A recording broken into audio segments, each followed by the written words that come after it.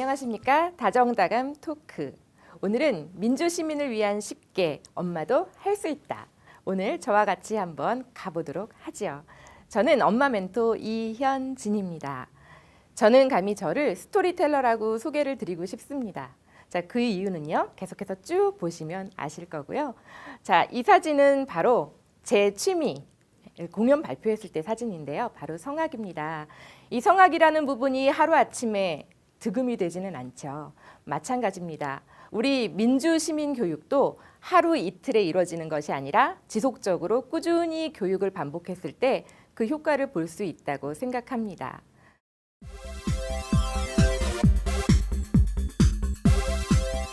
자, 오늘의 제1계명 바로 헌법을 공부하라인데요. 우리 헌법 학교 다닐 때 공부해 본 적 있으세요? 없으시죠? 하지만 이건 아마 기억나실 겁니다. 국민교육헌장. 예. 이 국민교육헌장처럼 이제는 우리가 직접 학교에서 헌법을 공부해야 되는 시기라고 생각을 합니다. 우리 헌법에는요, 전문도 있고 총강, 그리고 우리 국민으로서의 권리와 의무가 나와 있고요. 자, 그 다음에 국가 조직에서 어떻게 일을 하는지 국가기관이 해야 되는 일, 그런 부분들도 잘 안내가 되어 있습니다.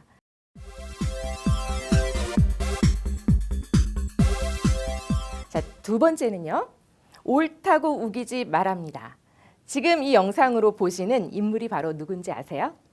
맞습니다. 바로 황희정승인데요. 황희정승 하면은 우리가 쉽게 생각나는 예화가 크게 두 가지가 있습니다. 첫 번째는 바로 그 관용이라는 부분에 있어서인데요. 두 하인이 있었다고 합니다. 근데 둘이 논쟁이 붙었어요. 그래서 주인 어르신한테 와서 묻는 거죠. 제가 옳습니다. 그랬더니 황희정승이 그래, 네 말이 맞다. 그런데 다른 하인 하나가 또 아닙니다.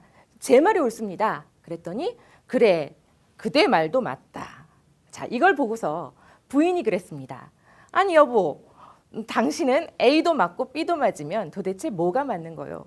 황희정승이 이렇게 얘기했습니다. 아, 부인 말도 맞구려. 다음은 두 번째 일합니다. 바로 포용을 볼 수 있는 부분인데요.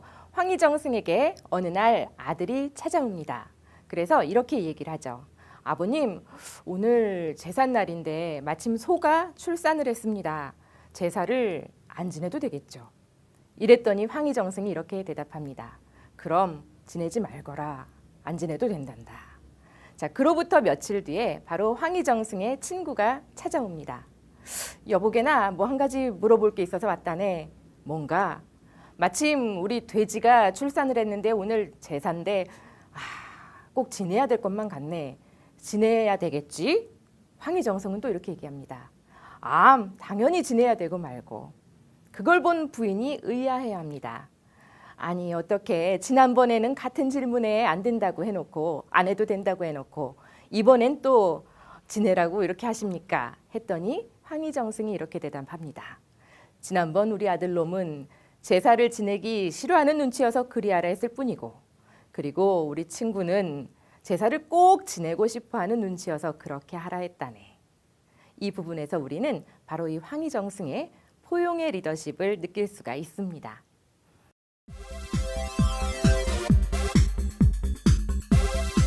제3계명, 언론을 맹신하지 말랍니다. 우리는 하루에도 수많은 정보를 접합니다.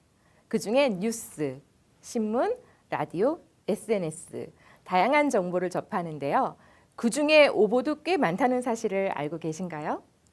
네, 우리 몇 년 전에 마이크로소프트 빌 게이츠 회장이 피살됐다라는 뉴스를 접한 적이 있을 겁니다. 우린 그걸 보고 처음에 경악했죠. 헉, 정말? 자, 하지만 알고 보니까 CNN의 이름으로 잘못 온 팩스였죠. 그리고 우리가 또 알고 있는 생생한 기억이 있습니다. 세월호 사고가 났을 때 처음에 언론의 태도였습니다. 그리고 언론의 기사였습니다. 단원고 학생이 전원 구조됐다라는 내용이 나왔습니다. 그래서 저도 그냥 집에서 밥을 먹다가 그럼 다 살았네. 그러고 말았는데 굉장히 청천벽력 같은 소식이 계속 전해져 왔죠. 굉장히 온몸에 소름이 끼쳐오더라고요. 언론이 이렇게 잘못될 수도 있구나. 그리고 또 선거 때가 다가오면 언론에서 여론 조작이니 또는 뭐 댓글 알바니 이런 말씀 많이 들으시죠? 우리는 거기에 휘둘리지 말아야 합니다. 우리의 귀를 막고 우리의 눈을 막고 입을 막을 때 우리는 진실을 직접 우리가 찾을 수 있는 그런 힘도 가지고 있어야 한다고 생각을 합니다.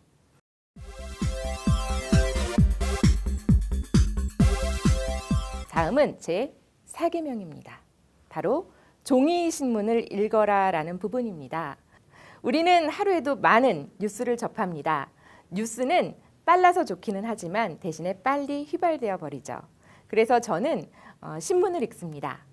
두 종류를 읽는데요. 하나는 대표적인 진보 언론, 하나는 대표적인 보수 언론 이렇게 읽습니다. 그렇게 읽다 보면 굉장히 재밌는 부분이 보입니다.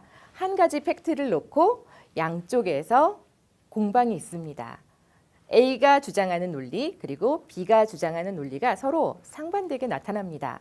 저는 거기서 진실이 뭘까? 계속해서 더 알고 싶은 그런 마음이 들어서 직접 검색도 해보고요.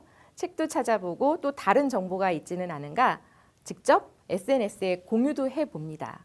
자, 그랬을 때 진실을 찾아냈을 때 그 카타르시스는 아마 이루 말할 수 없습니다. 그래서 이걸 보고 계신 우리 유권자분들도 꼭 종이신문을 읽었으면 좋겠습니다.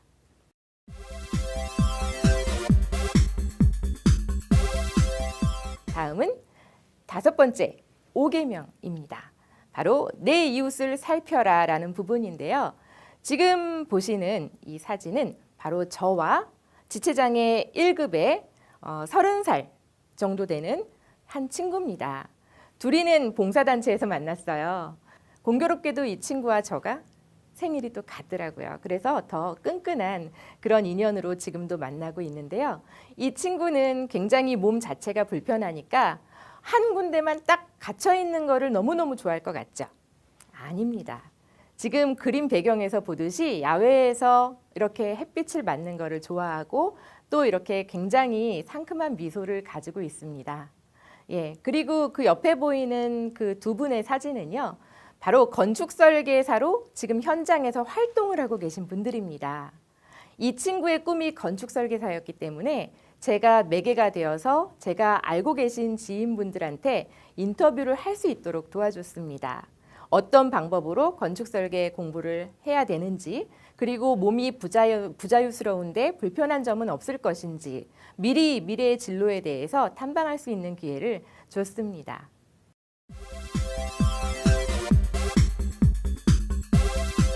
자, 그리고 제 6계명 마음껏 토론해랍니다. 지금 보시는 저 친구가요. 다시 한번 등장했죠. 바로 저기는 구청입니다. 구청에도 건축 설계 파트가 있습니다. 저 친구는 장애가 있었기 때문에 일반 정상인의 그 건축 설계사의 활동은 좀 많이 힘들다고 판단이 되어서 저분들 먼저 보신 분들 인터뷰 후에 아무래도 공무원 쪽이 낫겠다라는 비전이 생겨서 제가 직접 구청에 계신 건축 설계 쪽을 담당하고 계신 분들하고 연결을 시켜드렸습니다. 가서 어떤 부분이 앞으로 이 일을 하는데 비전이 있는지 애로사항은 없는지 어떻게 공부하면 좋겠는지 그런 부분을 이야기를 듣고 온 부분이었습니다. 그래서 이 친구하고 저하고의 인연은 아직도 계속되고 있습니다.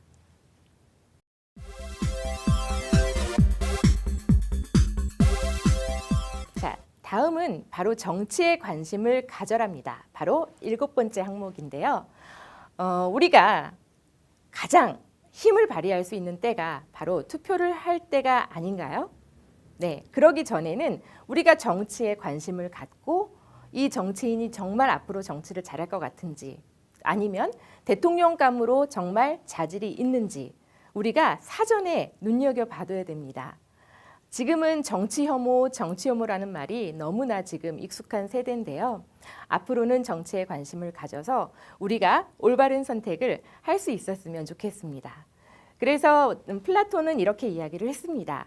정치를 외면한 가장 큰 대가는 가장 저질스러운 인간들에게 지배당한다는 것이다. 이렇게 이야기를 했습니다. 우리가 정치를 외면하고 혐오한다면 바로 이 말이 정말 팩트가 되는 것을 느끼는 거죠.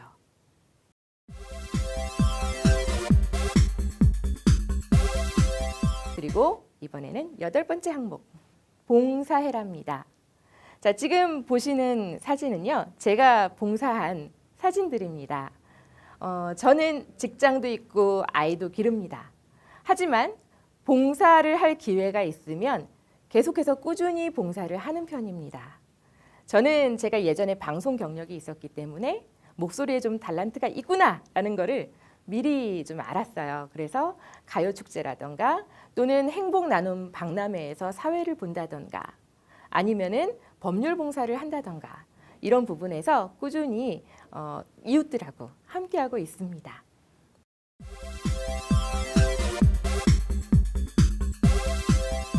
바로 9번째 계명입니다.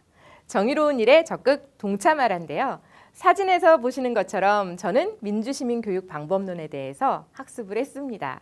그러면서 조별, 토의를 거쳐서 어떠한 방법으로 교육을 했을 때 가장 효과적인지 그런 부분도 배웠고요. 그 다음에 퍼실리테이션 그리고 또 디베이트 이런 부분을 통해서 어떻게 의사를 조율할 수 있는지 충돌이 나지 않고 어떻게 하면 그 아이디어를 하나로 모을 수 있는지를 함께 배웠습니다. 그리고 오른쪽에 보시는 사진은요. 바로 아동폭력 담당하시는 선생님들의 교육이었습니다. 자, 이분들이 일선 어린이집에서 아이들을 지도를 합니다. 그런데 아동폭력에 많이 노출되어 있는 아이들도 가끔 있습니다. 그래서 어떻게 하면 조기에 발견할 수 있는지 그런 방법에 대해서 같이 한번 나누는 그런 강의가 되었습니다. 또 지금 보시는 사진은요. 프레스 써 있죠? 맞습니다. 바로 조선미디어 기자단 학교에서 기자교육을 이수했습니다. 그래서 이걸 배우기만 하면 아무런 효과가 없습니다. 그래서 저는 시민 기자로도 활동을 하고 또 제 기사를 내보내기도 하는 그런 일도 합니다.